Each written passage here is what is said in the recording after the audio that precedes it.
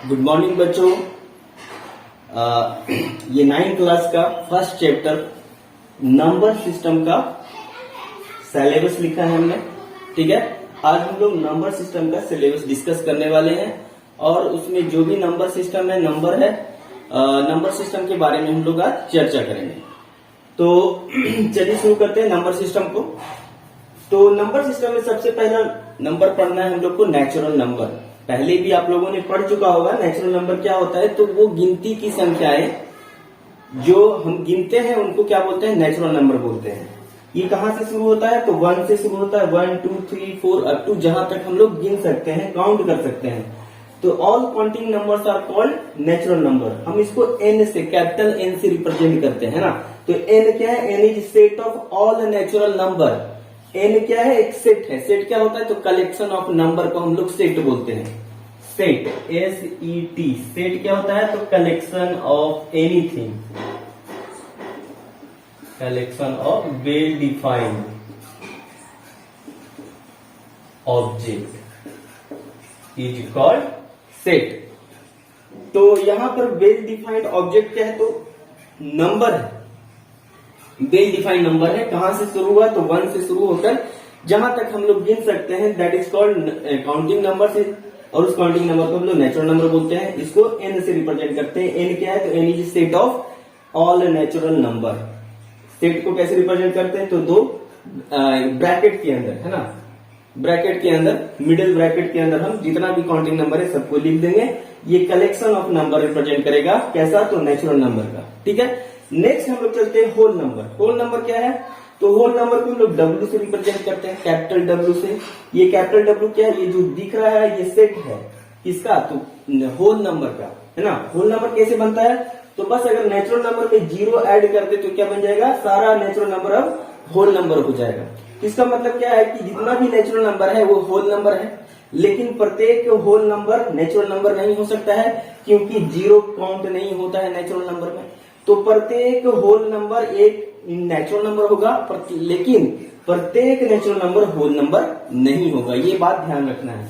अब चलते हैं इंटीजर की तरफ। इंटीजर को हम लोग कैपिटल जेड से रिप्रेजेंट करते हैं। यहाँ कैपिटल जेड क्या है, तो set of all integers. Integer किसको बोलेंगे, तो नेचुरल नंबर इंक्लूडिंग 0 और negative of all natural number. ये सारा कलेक्शन है किसका, तो इंटीजर का। यानी इंटीजर में क्या होगा, तो पॉजिटिव इंटीजर होगा, सॉरी इंटीजर में क्या होगा, तो नेचुरल नंबर होगा, 0 होगा और नेगेटिव नेचुरल नंबर भी होगा। ये सारा कलेक्शन क्या कहलाता है, तो इंटीजर कहलाता है। इंटीजर को हम लोग जेड से रिप्रेजेंट करते हैं। तो जेड क्या है, तो Z is collection of all integer. Integer मतलब natural number 0 including negative natural number. ठीक है, अब इसके बारे में कुछ इंपॉर्टेंट बात, जैसे कि 0 पूछेगा। अच्छा, अब इंटीजर भी दो तरह का इंटीजर होगा, एक पॉजिटिव इंटीजर, ये सारा पॉजिटिव इंटीजर है, और इधर सारा क्या है, नेगेटिव इंटीजर है, नेगेटिव इंटीजर है। अब बात है कि 0 क्या पॉजिटिव है या नेगेटिव है, तो 0 ना ही नेगेटिव इंटीजर है ना ही पॉजिटिव इंटीजर है। प्रत्येक नेचुरल नंबर क्या है, एक इंटीजर है। प्रत्येक नेचुरल नंबर क्या है, एक इंटीजर ही तो है, पॉजिटिव इंटीजर या नेगेटिव इंटीजर होगा। होल नंबर, यह होल नंबर भी क्या है, एक तो इंटीजर है। Every whole number is an integer, क्योंकि 0 इंक्लूड होता है जैसे नेचुरल नंबर में, वो कौन सा नंबर बन जाता है, तो बन जाता है होल नंबर। तो होल नंबर क्या है, तो होल नंबर भी इंटीजर है। तो इंटीजर दो तरह का, पॉजिटिव या नेगेटिव। 0 ना ही पॉजिटिव इंटीजर है ना ही नेगेटिव इंटीजर है। प्रत्येक नेचुरल नंबर क्या होगा, तो इंटीजर होगा। प्रत्येक होल नंबर भी इंटीजर होगा। अब बात है कि अब नंबर लाइन पर हम किसी भी इंटीजर को रिप्रेजेंट कर सकते हैं। क्या कर सकते हैं, एक नंबर लाइन पर किसी भी इंटीजर को रिप्रेजेंट किया जा सकता है। रिप्रेजेंट करने का क्या तरीका है, तो एक एंडलेस हम लाइन खींचेंगे दोनों तरफ, लेफ्ट हैंड साइड और राइट हैंड साइड, यानी कि दोनों तरफ लाइन खींचा जाए एंडलेसली, रुके नहीं, कहीं भी खत्म नहीं होगा, इन्फिनाइट दूरी तक जाएगा, है ना। और वहां बीच में हम क्या करते हैं कि 0 रिप्रेजेंट करते हैं, मार्क लगाते हैं, 0 रिप्रेजेंट किए। तो 0 से एक एक यूनिट पर हम क्या करेंगे, नंबर को बिठाते जाएं। तो 0 के बाद क्या आएगा, 1 2 3 4 5 6 7 8 9 10। ध्यान देने वाला बात है कि प्रत्येक नंबर के बीच का जो गैप है, दूरी है, वो 1 यूनिट लिया गया है। ये हमेशा कांस्टेंट होगा, है ना। तो ये हमेशा कांस्टेंट होगा। तो 0 से 1 का बीच का दूरी 1 यूनिट, 1 से 2 के बीच का दूरी 1 यूनिट, 2 से 3 के बीच का दूरी 1 यूनिट। ये 1 यूनिट के बराबर है। ठीक है, सिमिलरली जीरो के इधर से देखिए तो लेफ्ट हैंड साइड में, ये राइट हैंड साइड हो गया, तो लेफ्ट हैंड साइड में क्या होगा, माइनस इंटीजर को हम लोग रिप्रेजेंट करते हैं। ये भी दूरी क्या होगा, 0 से -1 के बीच का दूरी, तो 1 यूनिट के बराबर होगा। तो प्रत्येक दो कंसेक्यूटिव इंटीजर के बीच का दूरी क्या लेंगे हम लोग, 1 यूनिट, ये हमेशा फिक्स रखेंगे। ठीक है, तो 0 के बाद -1, -1 के बाद -2, -2 के बाद -3, इस तरह से इन्फिनाइट माइनस इंफिनिटी तक नंबर रिप्रेजेंट कर सकते हैं लेफ्ट हैंड साइड तरफ 0 के, और 0 के राइट हैंड साइड में क्या होगा, तो पॉजिटिव, जितना पॉजिटिव इंटीजर है हम लोग को 1-1 यूनिट गैप रखते हुए उसको रिप्रेजेंट करते हैं। तो इस तरह से किसी भी इंटीजर को क्या कर सकते हैं हम लोग, तो नंबर लाइन पर रिप्रेजेंट कर सकते हैं। तो ये हमारा हो गया natural number, whole number, integer, और इंटीजर को रिप्रेजेंट करने का तरीका। सेट क्या है, तो सेट सभी, तो किसी चीज का भी सेट हो सकता है, वेल डिफाइंड ऑब्जेक्ट होना चाहिए। हम मान लें कि बच्चों का कलेक्शन हो सकता है, क्लास 9 में बच्चों का कलेक्शन को सेट बोल सकते हैं, है ना। हमारे पास खिलौनों का कलेक्शन है, उसको एक सेट बोल सकते हैं। तो सेट वैसे ऑब्जेक्ट को लेते हैं जो वेल डिफाइंड हो, और जितना भी उसके अंदर ऑब्जेक्ट आएगा, जो भी हो, वस्तु हो सकता है, कलम हो सकता है, पेंसिल हो सकता है, आदमी हो सकता है, जानवर हो सकता है, तो लेकिन वेल डिफाइंड ऑब्जेक्ट होना चाहिए, उस पूरे कलेक्शन को हम लोग सेट बोलते हैं। तो यहाँ एक सेट बनाया गया है, सेट दिखाया गया है। ठीक है, अब चलते हैं हम लोग रेशनल नंबर की तरफ।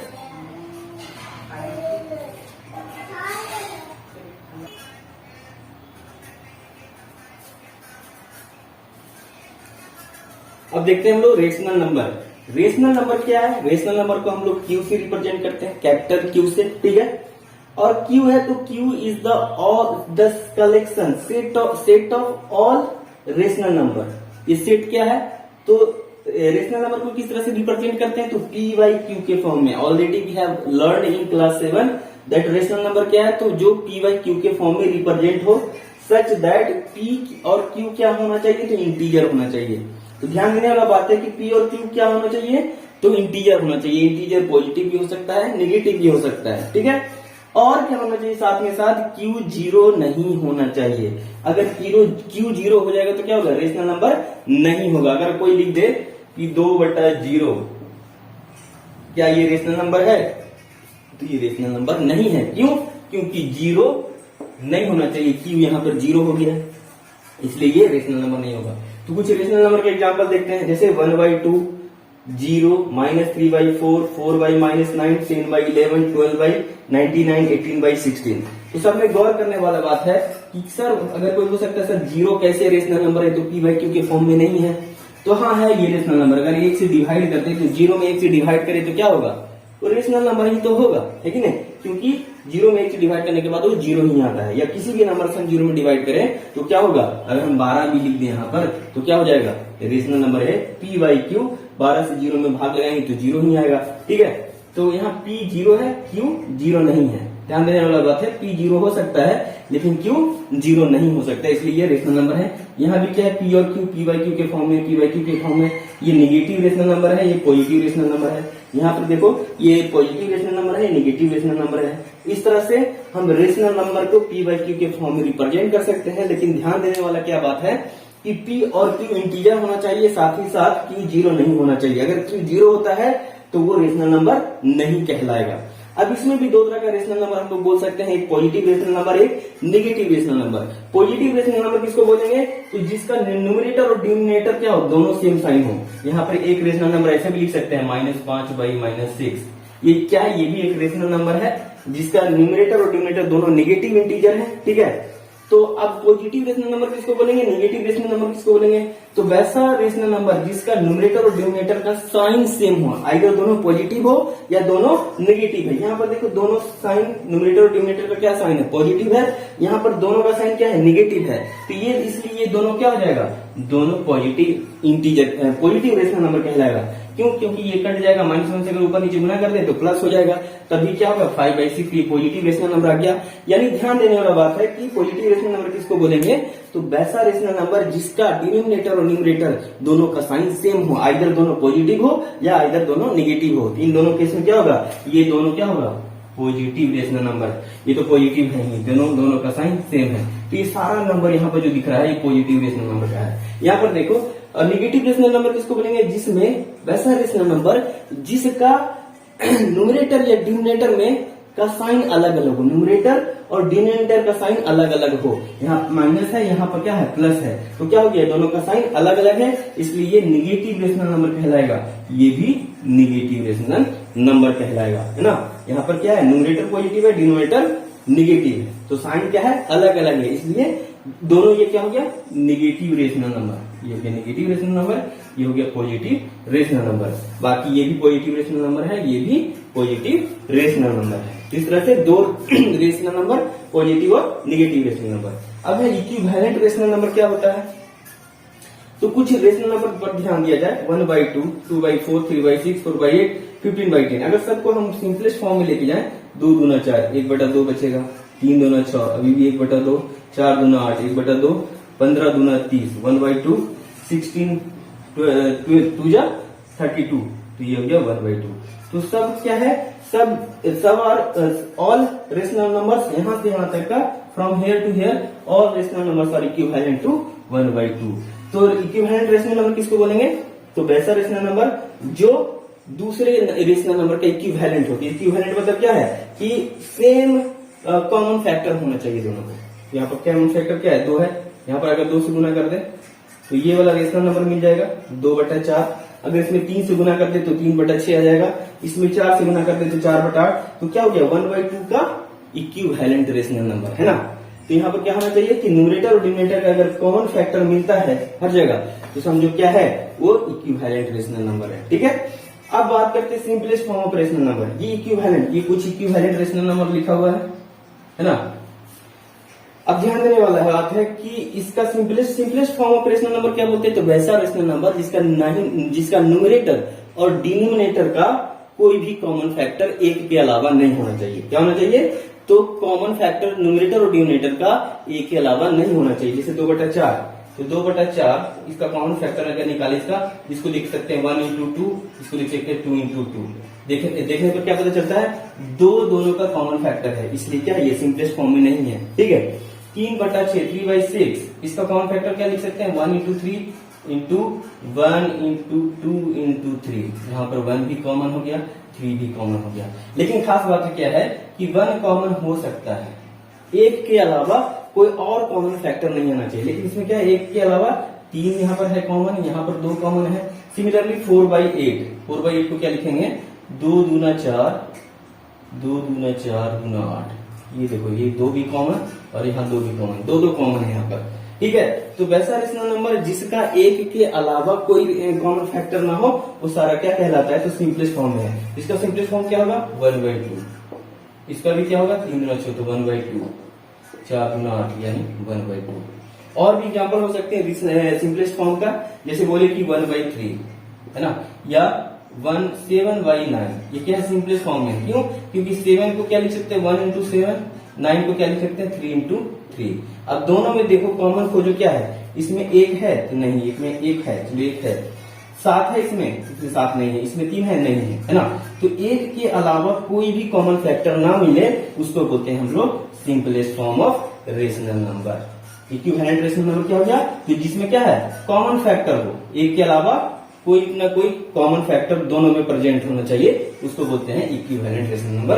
यहाँ पर 1/2 का, 1/2 का ये सारा क्या है, ये 1/2 का ये सारा 2/4, 3/6, 4/8, 15/30, 16/32, ये सारा 1/2 का इक्विवेलेंट रेशनल नंबर है ना।